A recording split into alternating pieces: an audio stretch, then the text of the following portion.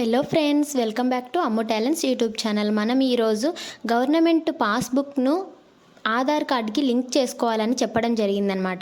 అసలు ఎందుకు లింక్ చేసుకోవాలి, ఎలా లింక్ చేసుకోవాలి, లింక్ చేసుకోవడం వల్ల కలిగే ప్రయోజనాలు ఏంటి, చేసుకోకపోవడం వల్ల కలిగే నష్టాలు ఏంటి అనే ఫుల్ ఇన్ఫర్మేషన్ను మనం ఈ వీడియోలో తెలుసుకోబోతున్నాము.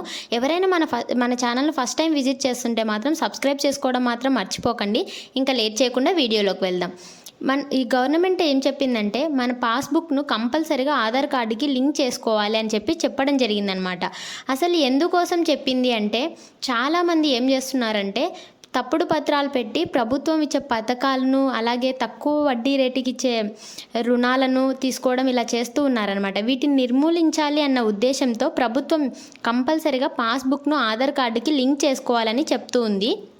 ఇలా చేసుకోవడం వల్ల అసలు ఎందుకు చేసుకోవాలి అంటే ఈ పాస్బుక్ ఏదైతే ఉంటుందో దీన్ని మనము ఆధార్ కార్డుకు లింక్ చేయడం వల్ల డిజిటలైజ్ అవుతుందన్నమాట.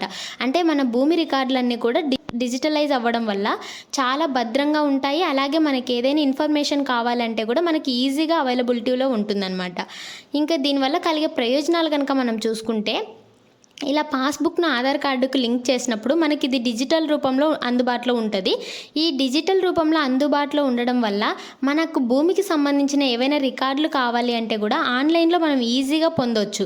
అలాగే ఎవరైనా తక్కువ పన్ను చెల్లించాలని చాలా వరకు ఏం చేస్తుంటారంటే భూములను కొనడం లేదా ఆస్తులు, తోటలు ఇలాంటివన్నీ కొంటూ ఉంటారనమాట. ఇలా కొనేదాన్ని కూడా దీని ద్వారా నిర్మూలించవచ్చు. ఒక వ్యక్తి ఎంత సంపాదిస్తున్నాడా అనేది కూడా స్పష్టంగా దీని ద్వారా మనం తెలుసుకోవచ్చు.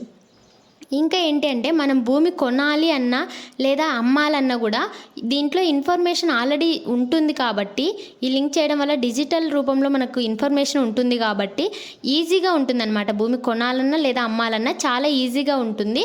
ఎలాంటి ఫ్రాడ్ జరగడానికి అవకాశం ఉండదు.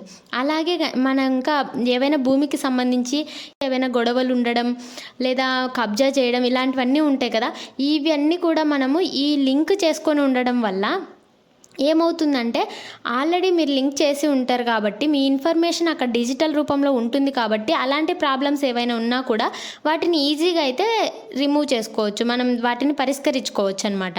ఇంకా అలాగే ప్రభుత్వం చాలా పథకాలు ఇస్తూ ఉంటాయి కదా, కేంద్ర ప్రభుత్వం కానీ రాష్ట్ర ప్రభుత్వం కానీ. అవి ఎవరైతే అర్హులో వాళ్ళకు మాత్రమే ఇవ్వడానికి కూడా ఇది బెస్ట్ ప్లాట్ఫామ్గా ఉపయోగపడుతుంది అనమాట. ఇంకా మనం ఇలా ఆధార్ కార్డు పాస్బుక్ను లింక్ చేయడం వల్ల ఏమవుతుందంటే ప్రభుత్వం ఏదైనా పథకం పెట్టినప్పుడు సపరేట్గా మనం ఈ పాస్బుక్ ఇచ్చి అప్లై చేయాల్సిన అవసరం అయితే ఇంకా ఉండదు. ఆల్రెడీ డిజిటల్ రూపంలో ఉంటుంది కాబట్టి డైరెక్ట్గానే మనం అప్లై చేసుకోవచ్చు. ఇంకా ఇది ఒకవేళ మనం లింక్ చేయకపోతే ఏం జరుగుతుందంటే మనకి ప్రభుత్వం చాలా రకాల పథకాలు ఇస్తూ ఉంటాయి. అలాగే ఇంకా తక్కువ వడ్డీ రేటుకు రుణాలు ఇస్తూ ఉంటాయి కదా, ఇలాంటివన్నీ కూడా మనకి లభించవన్నమాట. ఇలా లింక్ చేయకపోతే, లింక్ చేస్తే మాత్రమే ప్రభుత్వం అందించే పథకాలు లేదా తక్కువ వడ్డీ రుణాలు అన్నీ కూడా లభిస్తాయి. ఇంకా దీన్ని ఆన్లైన్లో ఎలా నమోదు చేసుకోవాలి, ఎలా అప్లై చేసుకోవాలని కానీ అనుకుంటే మీరు ఒకవేళ ఆధార్ కార్డును పాస్బుక్తో ఆన్లైన్లో చేసుకోవాలంటే meeboomi.ap.gov.inలో మీ ఆధార్ కార్డును అలాగే పాస్బుక్ను స్కాన్ చేసి అప్లోడ్ చేయాలి. మీ మొబైల్కి ఒక ఓటీపీ వస్తుంది అనమాట. దాన్ని కూడా మీరు ఎంటర్ చేసి ఈజీగానే ఆన్లైన్లో మీరైతే లింక్ చేసుకోవచ్చు ఆధార్ కార్డును, పాస్బుక్ను. ఇంకా ఆఫ్లైన్ ద్వారా లింక్ చేయాలి అనుకుంటే కనుక మీరు మీ సమీపంలో ఉన్న గ్రామ పంచాయతీకి వెళ్ళి అక్కడ మీరు ఇలా ఆధార్ పాస్బుక్ను మేము లింక్ చేసుకోవాలనుకుంటున్నామని చెప్తే వాళ్ళు మీకు ఒక ఫామ్ ఇస్తారు. ఆ ఫామ్ను ఫిల్ చేసి అలాగే గవర్నమెంట్ దానికి ఒక రుసుము కూడా నిర్ణయించిందనమాట.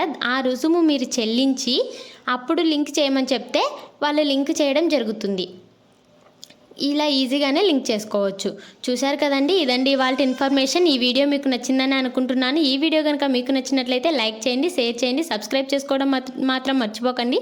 Thank you for watching Ammu talents YouTube channel.